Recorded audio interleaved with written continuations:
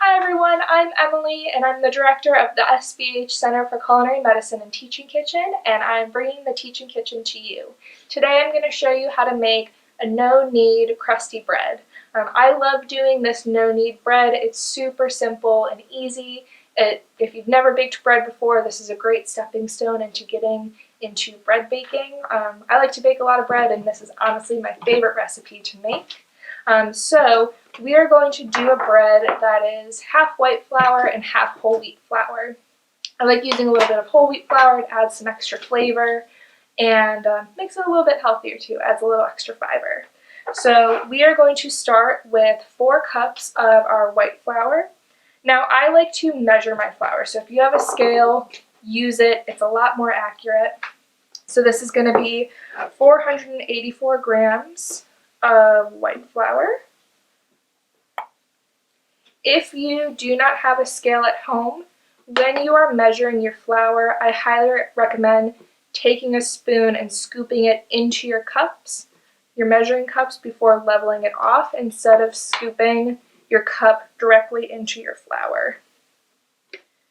And I am using ounces, so I'm going to change this to grams real quick. Alright.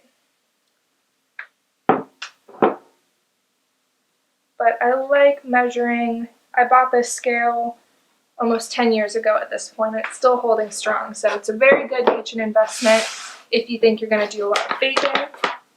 And then I'm going to do 423 grams of that whole wheat flour.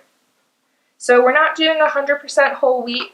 If we were to do that, it would require some extra ingredients that most people don't have in their kitchen, and we want to keep this really simple. So we can do about half whole wheat without anything weird or bad happening to our bread. So that is what we are going to do today.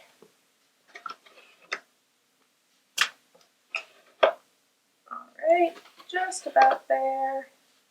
And again, this would be 3.5 cups. Perfect. So we have our flours measured out. Now what we're going to add is 3.5 cups of warm water. You don't have to take a temperature of your water. It just needs to be warm. Whatever comes out of your tap is fine. You just want to make sure it's not too hot. So if you touch the water and it's too hot to touch, it's going to kill any of the yeast that's going into our bread. So we have 3.5 cups of water, and then we're going to add 1.5 tablespoons of yeast. If you buy your yeast in packets, that would be 2 packets of yeast. And then we're going to add 1 tablespoon of salt. This may seem like a lot, but this is going to make about 3 to 4 loaves of bread. And that salt is really important for the texture and the flavor of our bread. And that's it. That's all the ingredients that we need. And we're going to go ahead and give this a stir. We want this dough to be really wet and sticky. So as you're stirring, if it seems like it's too dry, like you need some more water to hydrate everything, that's okay. Wheat flour tends to absorb a lot more water than white flour does. So usually I have to add a little extra water to my dough when I'm using that whole wheat flour. So this is looking a little dry. When I scoop up into the bottom, I can see that there's some flour in there that's not getting hydrated. So I'm going to go ahead and add, I'm going to start with 3 tablespoons of extra water, and hopefully that helps. One thing you always want to remember with baking is we can always add more, but we can't take away. So I don't want to add too much water to this. We don't want it to be too wet. But I'm going to add 1 more tablespoon, and I think we're going to be good. So I started with 3.5 cups of water. I added 4 tablespoons extra, which is 1/4 cup. So we have 3 3/4 cups of water. And this always depends too on how humid your kitchen is, how warm your kitchen is. There's a lot of factors that go into bread baking. But now I can see that when I scoop up from the bottom, there's no flour that hasn't been hydrated. My dough is wet and sticky, So I'm good to go. And what I'm going to do with this is put a lid on my container. If you're using a bowl and don't have a lid, you can cover it with saran wrap. Shower caps work really well if you have one. And I'm going to let this sit at room temperature for 2 hours. As it's sitting, that yeast is going to activate. This dough is going to bubble. It's going to rise probably all the way to the top. And then after that 2 hours, we're going to put it in the fridge and leave it overnight. And so I will see you all tomorrow to shape and bake the bread. All right, so our dough has been resting overnight. And as you can see, it still has a lot of volume to it. It has deflated a little bit, and that's completely normal. So now we can go ahead and bake off a loaf of bread. One thing to know about this dough, which is why I like it so much, you can actually leave this in the fridge for up to 7 days. And the longer it stays in the fridge, the more sourdough-like it's going to taste. So if you really love sourdough bread, leave this in the fridge for a couple of days and it'll get a really wonderful flavor from that. But it's ready now. So what we're going to do is scoop out a handful of this dough, which should be about the size of a softball or a grapefruit. And then we're going to let it rest for an hour before we bake it. So I'm going to let my dough rest on this nonstick mat that I have here, but at first I'm going to flour that, because what we're going to do with our bread is bake it in a Dutch oven. So once my dough is done proofing, I'm going to flip it over into my Dutch oven. So I want to make sure that the dough doesn't stick to this. So I've floured this, and now what I'm going to do, a little trick that I like to use, is I'm actually going to oil my hands. And this is just going to help the dough keep from sticking to my hands. Because the dough is so sticky, if you just stick your dry hand in there, it's going to be covered in dough, and that's often dough that gets wasted. So my hands are nice and oily, and I'm just going to scoop out a piece of dough. And again, this dough will make about 3 to 4 loaves, depending on the size that you make. So I have my dough here. I'm just going to fold it into itself the best I can to try to make a ball, and that flat side is going to go facing down, and I'm just going to try to pinch this top together to make a nice round shape.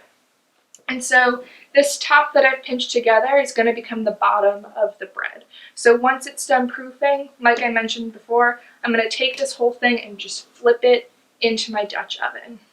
So this is going to rest for about an hour.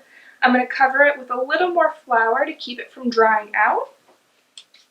And then I'm going to cover it with a dish towel, again, just to keep it from drying out.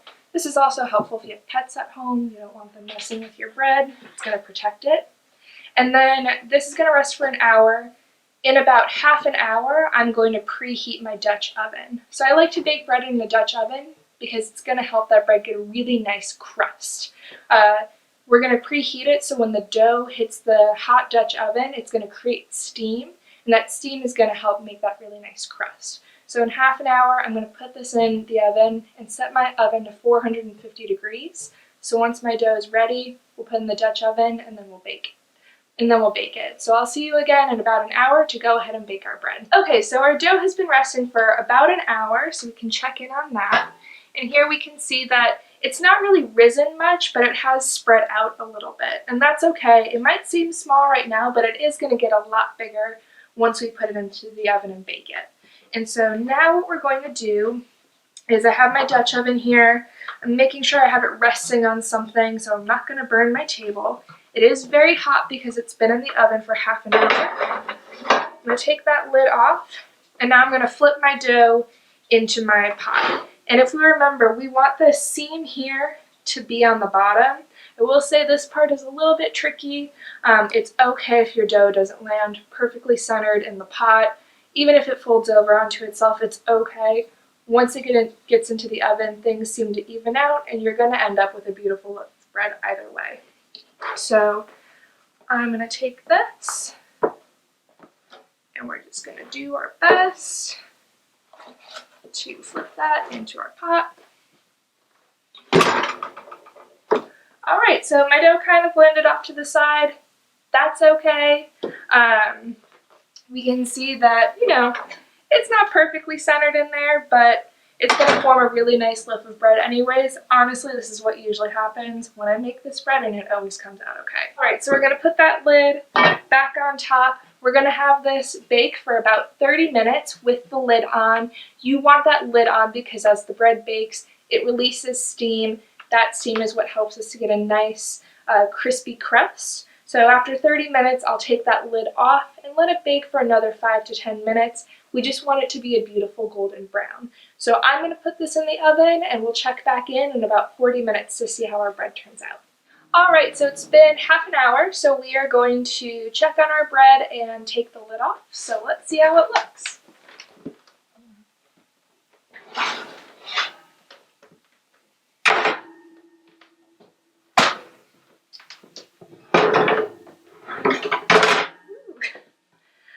Alright, so our bread is looking good. We've got some nice cracks on top. It's got a nice size to it.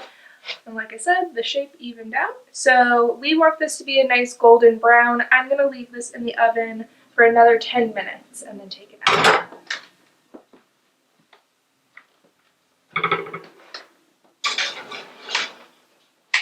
Alright, so we'll check on that in 10 minutes. Okay, so it's been another 10 minutes of the bread baking without the lid on, so it should be done now, and we're going to check on that.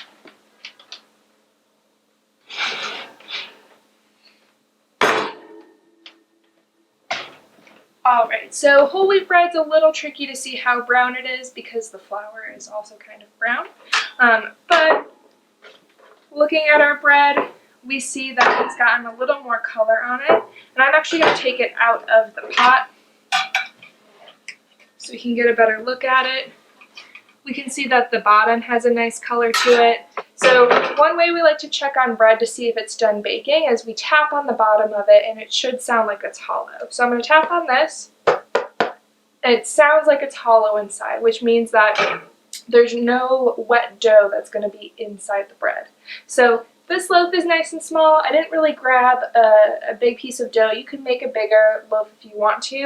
I actually like to make smaller loaves of bread because I don't go through it very quickly, so I don't want the bread to go bad before I can eat it. So for bread, one last thing to take note of is it's very tempting to cut into it right when it comes out of the oven. We all love some warm bread. It's actually very important to let this bread cool down completely before we slice into it. If we slice into that bread while it's warm, the inside's going to be gummy, and there's really no way to fix that, so we have to be patient. We'll let this cool down, and now we have a really delicious loaf of bread.